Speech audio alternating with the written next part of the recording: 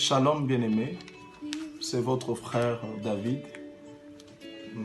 Merci à vous qui nous suivez sur les réseaux sociaux. Nous sommes porteurs d'un message de la part du Seigneur. Et je vous invite à prendre la Bible,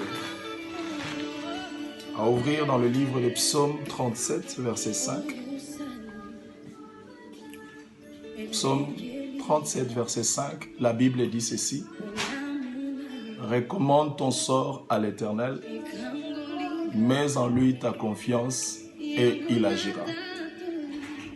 Bien-aimé, je suis contre ceux-là qui disent que Dieu n'agit pas ou n'agit plus. Parce que jusqu'aujourd'hui, nous voyons le soleil. Jusqu'aujourd'hui, il y a la pluie. Jusqu'aujourd'hui, bien-aimé, nous voyons la création en train d'évoluer et de marcher selon ce que Dieu a dit dans la parole de Dieu. Il y a un jour, il y a une nuit. J'aimerais tout simplement, bien-aimé, attirer votre attention sur une réalité qui se trouve dans la vie des enfants de Dieu. Et cette réalité est en train, bien-aimé, de déstabiliser la foi de plusieurs personnes. Pourquoi? Parce que dans la vie, nous devons savoir qu'il y a des portes qui ne s'ouvrent que lorsque nous prions.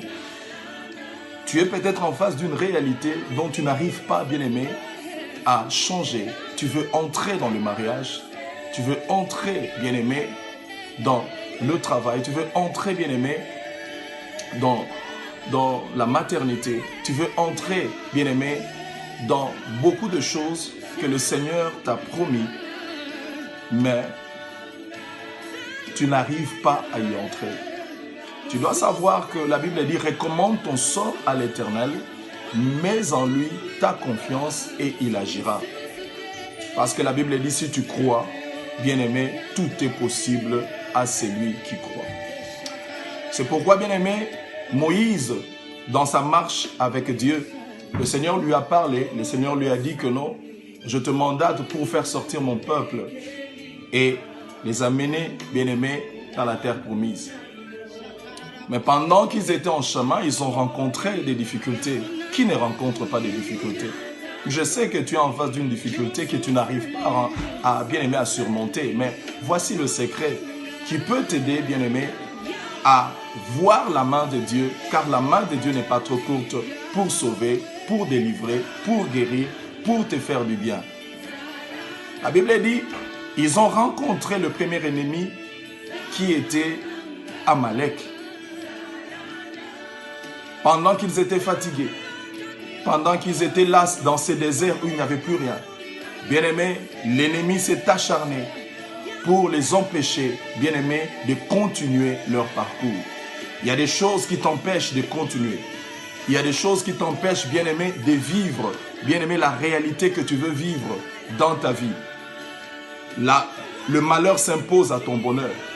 La sécheresse s'impose, bien-aimé, là où, bien-aimé, tu devais être béni, là où tu devais être fécond, là où tu devais, bien-aimé, avancer. Il y a des choses qui s'imposent à toi. Mais la bonne nouvelle ce matin est que jusqu'aujourd'hui, Dieu agit. Jésus-Christ est vivant, il agit, la preuve en est dans le miracle. Et je suis venu t'apporter ces messages parce que dans Psaume 37, verset 6, la Bible dit « Il fera paraître ta justice comme la lumière. » Bien-aimé, Dieu fera paraître, bien-aimé, la justice comme la lumière. Le monde va le voir. La lumière, c'est quelque chose qui est visible. Il y a des choses qui sont cachées dans ta vie, qui ne se font pas voir. Mais Dieu va le faire voir parce que c'est un Dieu qui se manifeste. Et il nous dit dans sa parole, « Et ton droit comme le soleil à son midi. » Bien-aimé, je bénis le Seigneur, toi qui me suis, parce que ces messages tombent réellement au temps convenable pour, bien-aimé, t'interpeller que tu ne dois pas être triste, que tu ne dois pas être malheureux, que tu ne dois plus désespérer parce que tu as un Dieu, parce que Jésus-Christ est vivant. La Bible dit Jésus-Christ en nous, c'est l'espérance de la gloire. Lorsque Moïse élevait le main, la Bible dit Israël était vainqueur. Mais lorsque Moïse baissait le main, et la Bible dit Israël était perdant. Bien-aimé, le Seigneur est en train de te dire que ta vie de prière est tellement importante que tu ne dois pas la négliger. Parce que lorsque tu es en train de prier, tu donnes l'occasion à Dieu que sa main touche, que sa main guérit, que sa main délivre, que sa main agisse. Ce n'est pas la prière du pasteur, ce n'est pas la prière d'un frère ou d'une sœur que l'Éternel attend aujourd'hui. C'est d'abord ta prière à toi. Mets-toi debout, va, bien-aimé, entre, bien-aimé, dans la présence de Dieu. Bien-aimé, oublie tout ce qui est tout autour de toi et présente-toi devant ton Père. Il est là, il est le Dieu qui a dit dans sa parole, tout ce que tu demanderas, bien-aimé, au nom de Jésus-Christ, il le fera. Je crois qu'il va le faire. Et en ce moment où tu as commencé même à parler, il a déjà commencé, bien-aimé, un travail. Il a déjà commencé, bien-aimé, à envoyer, bien-aimé, sur la terre, bien-aimé, des choses qui concourent à ton bien, qui concourent au bien de ta famille, qui concourent au bien, bien-aimé, de ton couple, qui concourent au bien de l'Église. Ô Père, sois béni. Ô Père, sois élevé, car nul n'est comme toi et nul n'est semblable à toi. Je reviens à ce que, bien-aimé, nous étions en train de dire. Est-ce que tes mains sont levées ou est-ce que tes mains sont déjà en train, bien-aimé, de baisser?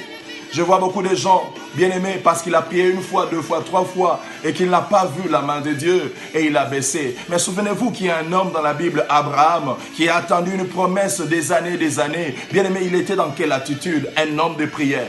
Un homme qui cherchait Dieu, un homme bien-aimé qui persévérait dans la foi. Regardez cet homme Moïse qui bien-aimé voulait faire sortir les enfants d'Israël. Bien-aimé Pharaon qui refusait. Bien-aimé, il y a quelque chose que tu demandes mais tu ne vois pas. Mais tu demandes que tu ne vois pas. Bien-aimé, tu commences à te relâcher. Je suis venu t'encourager ce matin. Ne te relâche pas. Dieu est là. Dieu est réel. Sa parole est vivante et il fera ce qu'il a dit parce qu'il est Dieu dans le nom de Jésus-Christ.